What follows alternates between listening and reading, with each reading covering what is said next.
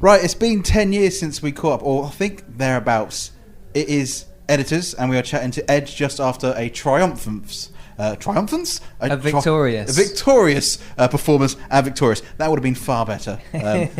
Thank you for having us, and yeah, it was good. It's to have to play in front of so many people. It's a massive crowd, and we haven't actually done a British festival this summer because 2 of the ones we were meant to be playing got cancelled. So it's an absolute pleasure to actually play to some UK fans for the first time in a long time. Yeah, it has been a while. I think the last time I saw you guys live and last time we actually caught up was at Southampton Guildhall, and I think it was about 10 years ago. It's been a while. Yeah, for sure. I mean, we played that venue quite a lot over the years, and it's a funny one because I really enjoy it, but it's huge. Yeah. And it's so tall, and there's so much space. It seems to be a bit of a favourite place to go and watch bands. So, I don't think we're not doing it on the UK tour, unfortunately, but we're keeping it fairly streamlined for that tour. But hopefully, people will travel a little bit if they want to come and see us from down on the south coast. Yeah. One thing I wanted to ask. So, obviously, you guys have been around a while now. You get a 45-minute set. How difficult is it picking a set list? Are there certain songs which have to be played? Because it was a great set, but like, there's always going to be songs missing from a fan's point of view because you only have 45 minutes. Of course. So which ones are you instantly going, right, we need to put this, and this in, and then we've got 3 slots left? Well, we've been opening with a sort of long new song over the summer, but obviously to have 45 minutes, you can't do that. You've got to cram a couple of the singles in. So yeah, it works itself out quite well, this one. But we really wanted to play a couple of new songs. So we played Karma Climb, we played Kiss. Both of them have been singles. Both of them have come out in the last couple of months. And obviously people weren't particularly aware of them. I've lost my train of thought completely. It's just really nice to play 45 minutes. That's what I'm trying to say. It's been a while. We've been playing, of course, we've been playing much longer sets over the summer. Next weekend we've got an hour and a half in Turkey. So to play 45 minutes is like a little holiday. Yeah, because I really like Karma Climb. It was one of the things we've been playing a lot as well. Oh, great, thank you. Really cool song. I will ask about the new album because that's coming out 23rd September, very soon. 23rd, yeah. But we do have a little game first. Okay, which love it. This is called Stream Me, Say That You Stream Me. Essentially, it's higher or lower, but you can guess with what. To Loveful. Yeah. So we're starting off with Ocean of Night, which is at 31.3 million streams. So that's where we're starting. Wow, big hitter. So, are we going higher or lower? And the crowd scream for Sugar. Oh, that's a tight one, because our band is really weird because we've gone across the world and different songs are bigger in different areas. So Ocean of Night, for example, massive in France. We don't do anything in France. They love that song. Just that one song. But Sugar, massive in Spain, Italy. So, do you know what? I'm going to go for Ocean of Night, higher. So, Sugar. So you need me to go higher or lower? Sugar, lower. Yes, correct. Only 18.1 million, which I'm surprised at. Well, people don't like the rock as much. See, this next one is a big surprise to me. So we're going from 18.1 million to Smokers Outside the Hospital Door. Are we saying higher or lower than 18.1 million? Are you trying to set me up to look like a fool here? Because no. I would absolutely say Smokers is higher than that. Yes, it is higher, but it's only 22.2 million. And for me, Smokers Outside the Hospital Doors is in my top 10 best songs of all time. Oh, wow. So it should be more. It should be 10 times more than that. But it felt like a massive single as well. So I don't know. And Sugar's just not, I don't know, it doesn't have the width of that song, maybe. I don't know. That is closer than I imagined. Yeah. When I saw that, I was like, I was expecting like hundreds of millions, just because. Hey, well, props to Sugar then. Yeah. Give it some respect. Sugar's got the best bass line. Too right. Yeah. Got right. So we're going from 22.2 million. We're going higher or lower for Papillon. Mate, higher. Yes. 31.5 million. And then we're pretty much going through your set list actually.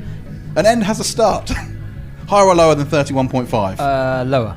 Yes, 21.9 million. And we're on to the final track, which is Munich. Are we saying higher or lower for Munich than 21.9 million streams. Oh, right. So Munich's a song that if you're going, like driving along on a Sunday, listening, if you've got Radio 1, they play their sort of anthems. It comes on every like 4 or 5 weeks. So does that mean it's still within the streamers? Yeah. I'm going to go Munich is our highest streaming song. That's actually double correct, because it is higher, and it is your highest at 55.5 million streams. Booyah. So, congratulations. I won the game. What did I get? There is normally a prize, but we weren't allowed to bring any chocolate in with us. So, man. You get pride, because you won. Thank you. And there's a nice can of Coke, which was already in here, but I can gift it to you. Yeah, you can. Thank you. I want to thank my family, my band, my management. Yeah. You should know these are your songs. Yeah, well, yeah, I don't study what our Spotify... Why not? That's a lie, isn't it? Of course we do, a little bit. Do you know what? If you're an artist and you release a song, you get pinged every time somebody plays a track. So Tom has the login details to our Spotify account, right? And when we released Karma Climb a few weeks ago, it was like he was just getting a little buzz. It's kind of like that whenever somebody around the world was playing the song. Isn't that incredible? I think I would smash my phone. But I couldn't cope with that. Not with millions of streams. If you've got a massive ego, it's pretty good. It's just a little buzz gun. Unpopular. Years. yeah, exactly. Actually, yeah, I can see that happening. So obviously, yes, Karma Climb on the new album, 23rd of September. What can we expect different on this Editors album? Well, it's a huge moment for us because we've invited somebody else into the band. We've invited Blank Mass, also known as Ben. Ben Power is his name, and he is an incredible electronic hardcore producer in his own right. He's worked within... I don't think I'm allowed to say the name of his first band on your radio station, but it starts with an F and it ends with Buttons. Oh, yes, so I have heard of them. He is one half of them, who, you know, about sort of 10, 15 years ago, were a massive influence on dance, sort of Bristol dance, and just sort of high energy production. It's incredible, and I'd encourage all of your listeners to go out and listen to them. And then in his own right as Blank Mass, he's produced some pretty out there hard. I keep on saying the word hard, but it is. It's full on. It's not easy. It's full on industrial kind of metally dance music, and which is. I don't know if that immediately goes with Editors, but it's something that when we heard his record when we were recording Violence, we were like, man, we need to get to work with this guy because he's got something about this grittiness, but he's got this musical lift that not many people have, kind of in a sort of John Hopkins way. It's like it just kind of, you tune into it and you feel emotional about it. And I think we've always been quite an emotional band. Yeah, in the indie world, we've always tried to like work electronics into our production and stuff. Yeah. So to work with somebody like that, just to us seems like a perfect fit. We've known him for quite a long time. We've worked with him off and on for a bit, and when we decided to actually make a record with him, he couldn't wait to jump on board and be in a band again and to kind of go out and do band things with, because he's been on his own for such a long time. That makes him sound like a complete loner, but he's all right, you know. He's all right. So it's exciting. It's aggressive. It's loud. It's not Editors light. So I think possibly Karma Climb is like almost an introduction into the world we're going into. There's definitely some heavier stuff on the record. There's something that you're not. Maybe some of our listeners are not going to particularly take on board, but. Give it a go, man. It's we find it an absolute vibe, and it's an honour to have him in the group. To play with somebody, I'm going on a bit, sorry. That's but all right. to have another member in the group. There's 6 of us now in the rehearsal rooms. We've had our first rehearsal on Monday this week with Ben, and it blew our socks off because he's just adding an extra dimension to some of the old things as well. I like the sound of this. I especially like the sound of slightly heavier because I love to indulge in the heavy side of things myself, so absolutely that sounds awesome. So we went to see Rammstein a few weeks ago in Dusseldorf. So we were in Germany. We had a day off on the day before we played a festival over there, and we all managed to get to the Rammstein gig. And that's the sort of thing that we're influenced by. Tom loves Ghost at the minute. He's kind of their sort of wildly anthemic production and stuff, and they're very poppy in a certain way, and they go for things full out. You know, there's no